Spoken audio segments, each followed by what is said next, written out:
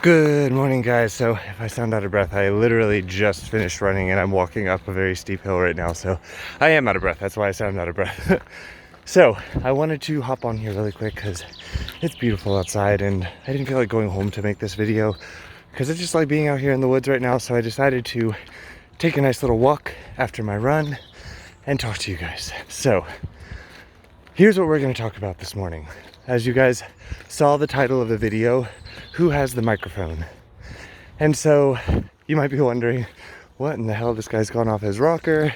He's supposed to be a life coach and a personal trainer, nutrition specialist, and now he's talking about microphones. So stick with me here. So what happens is, I have told you guys so many times how much our thinking is what creates our reality around us, and how we can choose to create any story, any belief in any circumstance that we want, because circumstances are always 1000% neutral. Let me say that again. Circumstances are always 1000% neutral. They only become positive or negative once we have a thought about them. And the example that I love to give people about this is the example of death, because it's such a drastic, stark change in circumstance. And so many people think, like, when death occurs, this happens. I have to feel this way. I have to believe this, blah, blah, blah, blah. But here's the thing. So let's say someone who you've known your entire life, someone you're very close to, dies. But say they're living in Switzerland, where I live, and you're living in America, where probably the majority of you are. Anyways, so you're living somewhere far, far away from them at the moment, or you're on vacation somewhere far, far away from them at the moment, and they die, okay? And 2 hours later, someone remembers, oh crap, we forgot to contact so-and-so and let them know that so-and-so died. So they contact you and they let you know. And then you feel sad. You feel disappointed, you feel angry, you feel grief, which grief is just a series of wounds that open up and we're trying to deal with them all at once. That's what grief is, but different story. So here's the thing. People are like, oh my God, because this person died, I'm so sad. No, it's not because the person died, because the person died 2 hours ago and you weren't sad then. You weren't sad until someone called you and told you that they died, and then you had a thought about it. And that's not to say you can't have that thought and that you can't be sad. But guys, the point of this that I teach you guys is not to say you can't have certain feelings or certain thoughts. It's to recognize that it's not the situation that causes the feeling, it's the thought. So the person dying didn't make you sad because you didn't even know they were dead when they died. You only had a feeling when someone called you and told you that they were dead 2 hours later, and then you had a thought about it. And that thought is what made you sad. Let that sink in, guys. Really, you have to let that hit home. That is the most important first shift to make when doing thought work, is to recognize that your thoughts are the only thing that create negativity or positivity in your life. It's not the circumstances. The circumstances are 1000% neutral. And the reason we know this is because two different people can go through the same exact circumstance and have two different responses to it. So it's not the circumstance, it's how they think about it. And that's not to say that you need to feel guilty or shame because of the way you feel about a certain circumstance. It's to recognize that you are creating that feeling, and that therefore, if you don't want to live in that feeling, and if that feeling is not creating the energy in your life that you want to move forward in the way you want, you can let go of it at any point in time. You can let go of the belief that creates that thinking or the thought itself. You can. You have the power to do it. The point of this awareness is not to say you should or to say that you shouldn't. It's to say that you have the power. And putting the power back in your hands, that's really the kind of work that I want to do. That's what I do. That is what I work with people with. It's not about me giving them instructions, although I do. I give them ideas and thoughts. But the whole point is to show them that they have all the tools, all the power that they need to be able to create the life that they want. But they have to believe it first. They have to change the thinking that drives the behavior, the beliefs that they have, and the emotions that they have to create the beliefs, the thoughts, the energy that they need to create what they want in their life. So that's the point of that. So back to the topic. Who's got the mic? So a lot of times people, when I am living, so like, for instance, we'll take this, we're not going to take this, the coronavirus crisis that we're going through right now. I see two factions of people, and one faction is the anxiety, stay at home, live in fear faction. And then the next faction is the apathetic, anarchy, resist everything faction. And people believe that they have to be in one field or the other, one team, one camp or the other in this situation. Either you have to believe life is dangerous and stay inside and stay safe, everyone's gonna die, oh my God, live in fear, fear, fear. Or you have to believe that none of this matters and resist, because the government's just trying to take over our lives and trying to take everything from us, and this is all stupid and pointless and we shouldn't be living in fear, and don't wear your mask, and resist. So we have these two factions of these two camps of people. But what I want to offer is that there's all this ground in between these two camps where you can realize there is a danger. There is a virus. This virus could kill you. This virus could kill someone you love. This virus could kill anybody. Okay? So we know that. And it's also okay to know that. And it's also okay to be afraid of that. But here's the thing. Living in fear is living in the fact, quote unquote, that the worst possible scenario or worst outcomes are what's going to happen. So you're making these what if statements about the future and then choosing to believe that's what's going to happen, and then living from that space, which is what's creating your fear and anxiety and creating the actions that you're taking and the constant fear and anxiety energy, is because you are choosing to believe that this set of possibilities over here that all have bad outcomes, those are what's going to happen. All right? But here's the other thing. You're making all those up. You're making them up. And you could equally make up the fact that something good could come out of it. And here's where I want for people to have some understanding, because a lot of times people think that what I teach people is just to live in a delusion, live in a dream. Like, be unaware of reality because, ignorance is bliss. I hear that all the time. Guys, I'm not ignorant. I'm not unaware of the dangers of anything in life. I'm not unaware of the possibility of quote unquote bad things happening. I'm fully aware of all possibilities of reality happening. But here's where we differ. And here's where I'm trying to give you your power back. And here's where I've given myself my power back. So, if you can imagine, at any point in time, there is a debate team in your head sitting behind a counter with a microphone. And there is a judge sitting in the front of the room who makes the decisions of what your body is going to do. And the debate team, its job is to argue their points of view to make the judge make a decision of where to take action, what to do, Okay, so what are we going to do? So here's the thing. For the longest time, I had the voice of anxiety, the voice of pessimism, the voice of anger, going away, shouting off all of the different possibilities of the future that are going to create more anger, more fear, more anxiety, more pessimism, whatever. And they're just shouting off their arguments to the judge. And so, of course, the judge is going to be like, that's all he's hearing. So he's like, oh, we have to be afraid. We have to be anxious. We need to take action towards this. Meanwhile, there was this little kid down at the end of the counter that was like jumping up, trying to, hey, give me the mic. I got something to say. What if you're wrong? And no one was giving him any airtime. And guys, what made the biggest difference in my life was for me to tell all of these other voices over here to shut up for like 5 seconds and hand that little kid the microphone. I wanted to hear what he had to say for a second. Guys, I was the judge, by the way. So, handed him the microphone, and all of a sudden that little voice of, what if you're wrong, got really loud. And then I kept handing him the microphone, kept letting him say this, kept letting him talk about all of the possibilities that could be different than what these voices of anger, anxiety, fear, and all of that were talking about. And guys, here is what I want you to understand.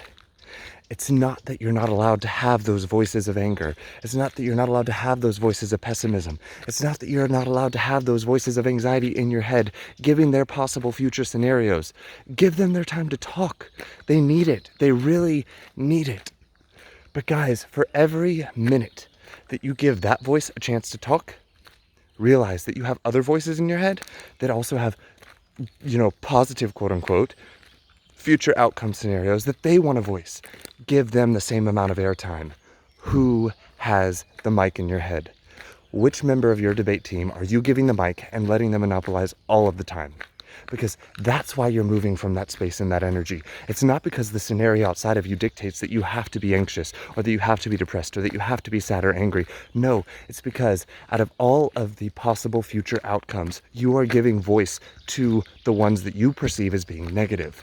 And you're giving them more airtime, and therefore you will move from that space, that energy. You will create more of that in your life because that's the energy you're moving from. That is what is so important to understand. It's not about being oblivious to the outcomes that look scary, that look negative. It's remembering, first of all, that they're all neutral when they happen, that you can come up with a solution, and that also positive, quote unquote, outcomes have just as much likelihood of happening. And I know people will be like, oh, but statistics and da-da-da-da-da, we have this information over here, so it's more likely that XYZ will happen. Guys, have you ever looked back through history at how statistics have changed? Do you know why statistics change? It's because someone or a small group of people decided to question the status quo and decided to give voice to the what if in their head of a more positive outcome or a different outcome that they wanted to believe was possible. And when they gave voice to that outcome, what ended up happening is they moved from that space. And when they moved from that space, that different energy, they created a different energy.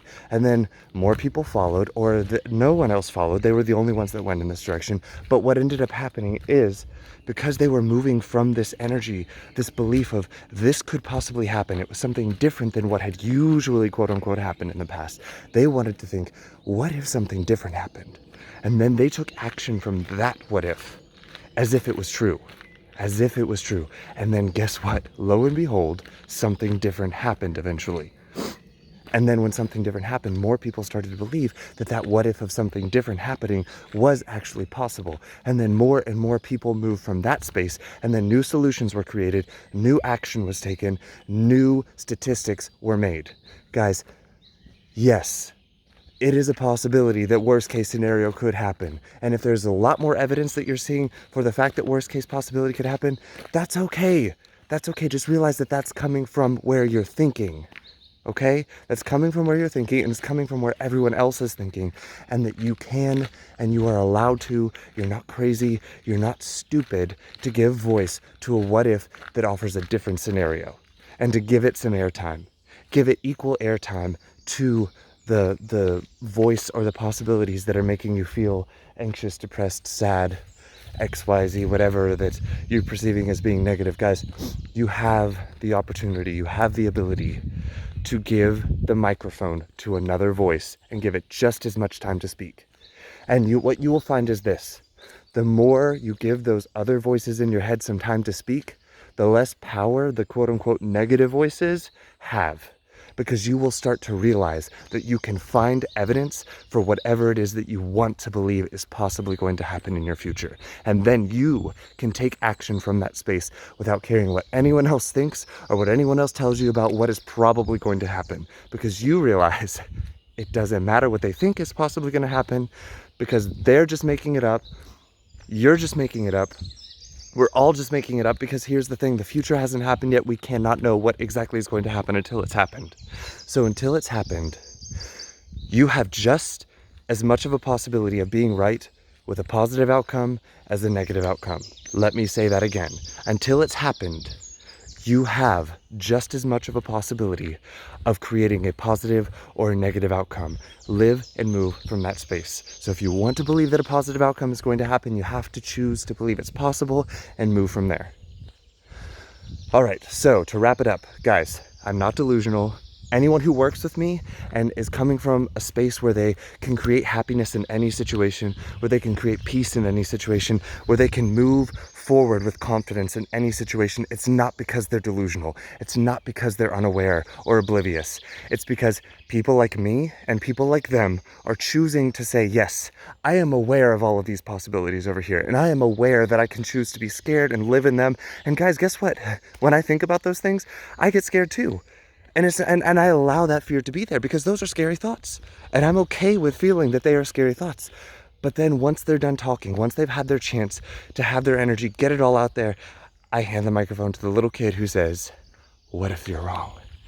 And then I move from that space because I know that there is just as much of a possibility of what that little kid is saying being right as what these voices of anger and pessimism are saying.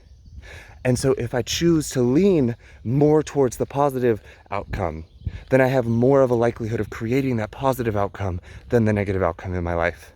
And if the negative outcome happens, it doesn't matter. I've already given that space. I already have a plan of what could possibly happen when I get there. And I'm going to move from there. And I'm going to create more positive energy from there. It doesn't matter what the outcome is. The fact is, I'm not going to move from a space of fear. I'm not going to move from a space of anger. I'm not going to move from a space of pessimism. I'm going to move from a space of, I believe that good is possible. I believe we're moving towards good. And I don't care what evidence you have to the contrary. I'm sure it's very valid, and I'm not even going to say that it's not valid and that I don't see it, but I'm not going to move from that. I'm choosing to lean over here because I can. Because just like you can choose to lean over here, I can choose to lean over here. It's a choice. It is a choice. You are not bound to have to lean on a certain view based on what's happening around you.